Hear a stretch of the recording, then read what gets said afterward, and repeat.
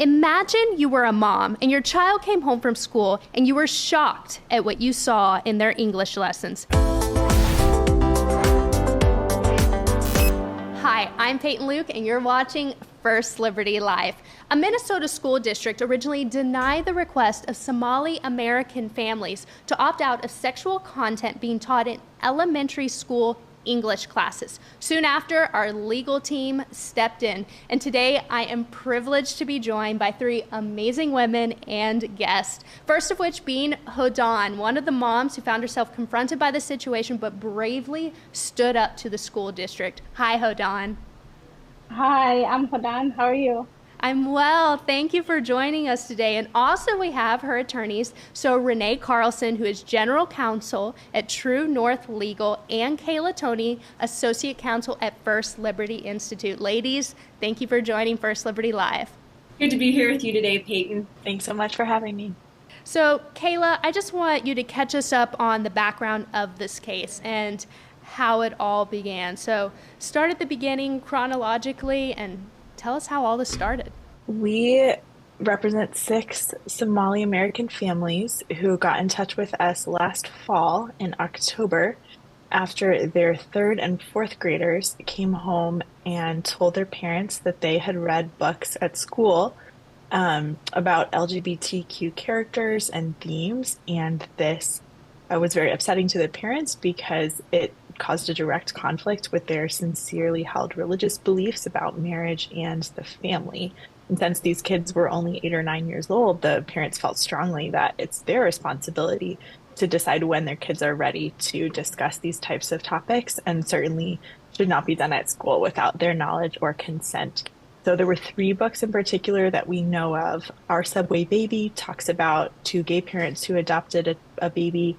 Ho'onani Hula Warrior praises a child who has gender identity confusion and wants to change genders. And then My Shadow is Pink praises a boy who wants to wear a dress to school. So these were the books that were at issue, and the parents, including Hodan, before they ever got in touch with attorneys, went to the principals and respectfully asked for an opt-out because they knew that that's what the law required. And the principal said no. They didn't give very good reasons for this. They said it would be too hard, that too many parents would want to opt out, so it just wouldn't be possible, and that this was part of the curriculum. Now, this was actually new curriculum that was introduced this year without any input or knowledge of the parents. So obviously a major concern. So First Liberty and True North Legal teamed up and stepped in. We sent a demand letter on November 7 explaining how Minnesota's opt-out law requires that schools provide an opportunity for parents to review the curriculum and also provide alternative instruction. Hold on, I want to go back to when you first heard that they were telling you, no, you could not opt out of these particular books and this content. What was going through your mind when you discovered the books and content that was being taught to your children in English class? It's been very frustrating and stressful. We just wanted the school system to respect our faith and how we want to raise our children. We came to America for more opportunity and more freedom, and never expected to be in this situation where the government or the school district is undermine our freedom, how to raise according to our faith for our children. Wow, and I'm just so sorry you were having to go through that, because that's something you wouldn't expect when you're coming to America and hoping for the freedoms and an education and parental rights. And so Renee, I want to throw it to you now. So you're general counsel at True North Legal and co-counsel for this case. And so you're located in Minnesota and you have lots of incredible expertise specifically in the state's law. So could you give us some background on Minnesota's opt-out law? Well, Peyton, this law has been on the books for years. I've worked with many parents in Minnesota who have taken advantage of the opportunity to put their kids into an alternative learning situation when they don't agree with the curriculum or the materials at the school. And as Kayla mentioned, I mean, the law is pretty simple. It simply states that parents have the right to review curriculum at school. And in the case the students and the parents feel it's not a good fit for the student, without any qualifiers really, but especially with respect to any tension with the family's religious beliefs, they can simply talk to the school about opting their children out of these curriculum, books, assemblies, materials, and set up alternative learning instruction. The other thing that's important about this law is that the school cannot take retribution against the students and against the parents, and they can't penalize them simply for asking to go to school and not be forced or compelled to engage in curriculum and materials that are inconsistent with their beliefs or that cause concerns and tensions with what they're learning at home. Wow, and it sounds like the state law was already in place before this case and situation even came up. So it sounds like the school district was just completely disregarded regarding even the state law that was already in place. So what was the school's excuse when the parents first brought their concerns and wanted to opt out, considering it is part of the state law? Well, it's pretty amazing, Peyton, because as I've said, I've worked with parents across the state and haven't had anything as contentious as the situation we had here with respect to the opt-out law. I mean, they gave reasons such as it being too cumbersome for the school, not being able to accommodate multiple requests. I know Kayla mentioned a couple of other reasons too, but really, I mean, we didn't understand what their reasoning was and didn't find there to be a good reason for not complying with, as you said, state law that's been on the books for a number of years. Wow, it's just so unbelievable considering it was already part of the state law. So, Kayla, what was done about the situation and where does the case stand today? Back in October, soon after Hodan and the other parents requested opt-outs and were denied, some friends connected us, and we were so excited to be able to step in and help in whatever way we could. We got in touch right away with Renee Carlson because we knew we needed her expertise, especially regarding Minnesota's law, and also just her experience doing policy work in Minnesota. That's been invaluable throughout the process. And so we sent a demand letter on November 7th explaining how Minnesota's opt-out law and also how the First Amendment and the Free Exercise Clause protect parents' ability to raise their children in accordance with their faith without being undermined by the school. And we explained how an opt-out is really a classic religious exemption. It's not changing the curriculum, it's not harming anyone, it is simply respecting the faith of a diverse community. And that's really been the school district's rhetoric all along, is that they're all about diversity and inclusion. But our concern is about who's being excluded in the interest of that inclusion. And so we pointed that out to the school, and just 3 weeks later, lo and behold, they created an alternative learning procedure that had never existed before. They published it online in English, Somali, and Spanish so that any family could easily access it. And so then there was this opportunity now for parents to request that opt-out, to request that alternative learning. Now, we did sign an additional demand letter in early December explaining that the process needed to be streamlined so that parents could actually access it and understand all of the ins and outs without needing an attorney. And also we explained that it's important for the school not to pry into the parents' beliefs or the reasoning behind their concerns. All they need to do, according to the law, is simply state their concerns, and then they should receive that opt-out. So after that letter, we went ahead and submitted opt-out forms on behalf of our clients, and we just didn't provide a lot of detail beyond, these are the sincere religious beliefs. We also specified, that we knew about 3 books that raised these concerns, but that we also needed to be notified. The parents needed to be notified about additional materials. And really, we requested a broad opt-out from any teaching relating to LGBTQ sexuality. In January and February, we received word one by one that all 6 of our clients received their opt-outs, that they were all granted in writing by the school district. And this is not just for elementary school kids. Hodan has students in middle and high school as well, and so do some of the other parents. And so those were granted as well, which we think is very significant. And we're grateful that, this is looking like it's resolved without even needing to go to court. We will certainly stay tuned in case there's any follow-up that's needed. But we think this is a great win for our clients. They don't have to go through the long process of litigation. And we think it's also a win for any family in the school district, because now this procedure is in place. thanks to our clients' perseverance and, willingness to stand up for their kids. And really, it's a win for religious freedom for all. And it's such an amazing victory, just like you were saying, even though it's so mind-boggling that it even had to be a case, considering the state already had laws in place, but the school district just didn't want to abide. So I'm so happy to hear now that we have that win for other religious families as well. And Renee, why is this such an important win for Minnesota parents?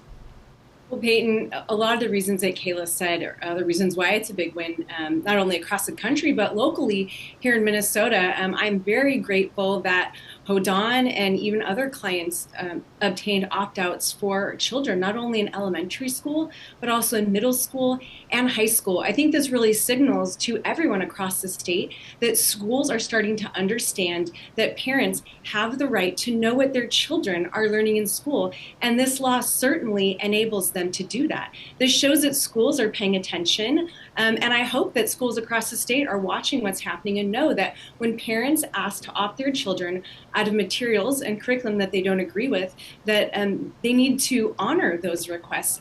Personally, Minnesota Family Council and True North Legal work with a lot of people who also have strongly held religious beliefs, a lot of Christians and Catholic families across the state who are very concerned about schools in Minnesota forcing this gender ideology and sexually explicit material on their children. And they need to know that they have the right to opt their students out of this type of curriculum, this type of material, these books, and even assemblies. And so I'm so thankful that our clients stood up to this and were very bold, taking a strong stance for religious freedom, because really it's not just for them, and they've said this all along, it's for everybody in the state of Minnesota. So Hodan, this amazing precedent was set because of your faith, as well as you and so many of the other mothers and families being so brave and bold and willing to stand up for their sincerely held religious beliefs. So what are your thoughts on the outcome now of this case and why it's so important to you? We are happy that the school district has recognized the importance we place on teaching our children the values, principle according to our religious beliefs. All we ever wanted was to know what our kids are learning and make sure it doesn't conflict with our faith. We came to America of religious freedom in the Constitution, and so our kids have a great opportunities. We are now hopefully that we continue to help them on their right path to success. And by granting us and other families the opportunity of opting out of the teaching that violates our deeply held religion beliefs, families are able to raise their children according to their principal value that they value the most and with the least interference from school. And we are happy that this will encourage more families to speak up for their children and that the school will listen. Well, that's just amazing. I love hearing you say all of that, and that's part of the beauty of the American dream as well. And I'm so glad that now we were able to step in and help you truly experience that. And I also have a quote from Fatima as well, that she is, "We believe that we have a sacred obligation to teach the principles of our faith to our children without being undermined by the schools. We came to America because of its rich heritage of protecting religious liberty and the opportunity to raise our children in a place where they have access to success." Hodan, that was so much even about just like you were saying, and I think it's absolutely amazing. And thank you for standing strong. Thank you for being bold and setting this precedent for so many families of faith. And so, Renee, what is a good way for parents to get more involved in their kids' education? Well, it seems really simple, Peyton, but what I tell parents is first and foremost, communicate with your children. Ask them what's going on at school. Ask them how their day was. Ask them what's in that little folder or binder that they're bringing home in their backpack. And if you have questions, the schools are approachable. I mean, even in this situation, we like to think the best of everybody, and that, first you want to resolve if perhaps maybe there's a miscommunication. And then, dig a little deeper if you find that there's something that perhaps you don't agree with that's being taught in this school, you can approach the teachers. And parents need to know that they have the right under this law to go and ask to see the curriculum. They can ask to see what's in the library. They can ask to see what the lesson plans are. And certainly if there's any resistance, they can, contact us here at True North Legal. And also, First Liberty, it's been a great partnership working with you. And I think that it just shows the strength that we have for religious liberty when national groups and state groups are willing to step in to defend people like Hodan and others who so eloquently and beautifully describe what it's like to be in America and why we stand up for our religious beliefs. We don't sever those rights when our children are sent to school. We are their parents and we have an opportunity to know what's going on. And so, all that to say, just stay involved. And if you need to get to the school administrators or even the school board level, that's not off the table. But just start with the teachers, start with communicating with your kids every day, and just like I said, if there's any problems or any needs, always feel free to contact us here at True North Legal. We're happy to walk you through any more steps. Well, thank you for your work and for lending your expertise in Minnesota state law. We at First Liberty so appreciate True North Legal partnering with us and you being co-counsel on this particular case. But please take a moment and tell us about your organization, True North Legal, and how people can find your work. True North Legal is what we call the legal initiative or legal arm of the Minnesota Family Institute, which is also part of the Minnesota Family Council. There are multiple family policy councils across the country, I think somewhere around like 40, and we happen to be one of them. We see ourselves as kind of boots on the ground in the legal sphere. We get involved in education initiatives, helping to equip the citizens of the state of Minnesota so that they can interact with their government. We also work in public policy, so I spend quite a bit of time at the Minnesota State Capitol, and then of course in litigation, whether it's here, with our local attorneys or working with great people like all of you over at First Liberty. We really appreciate this partnership again, and are here for all families in Minnesota to protect and defend life, family, and religious freedom. Well, thank you. We really appreciate you. Thank you for your work, Renee. So, Kayla, just to bring it back to you, you had a quote in First Liberty Insider where you said, "Diversity and inclusion must extend to religious families too."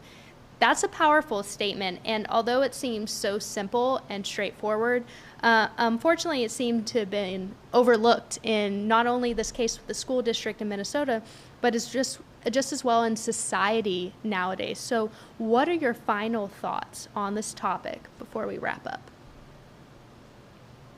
Well, the founders of our country thought religion was so important that they enshrined special protections for it in the First Amendment, in both the Free Exercise Clause and the Establishment Clause.